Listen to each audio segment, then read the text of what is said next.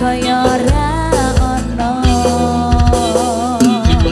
ngerti kasih sayange sing kaya jaliyane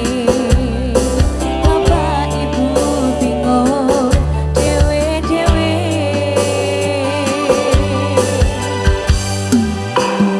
Yo yen pancen kudu pisahan ojo nganti anak dadi korban berjuang ning dalan dhewean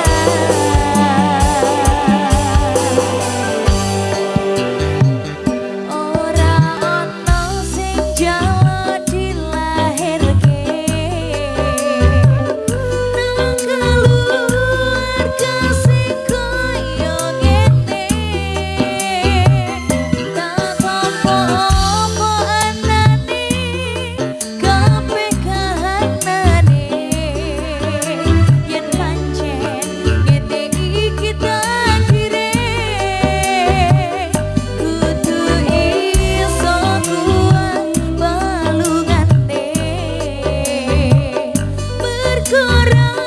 disangka wong tuane kudu iso ngadeg dhewe ra ono cekelane ngene men anak sing rusak omahe ya Ardela ayo masuk masuk masuk Mary goyang dong dalam masuk ada RHC Audio yang betul-betul luar biasa. Terima kasih.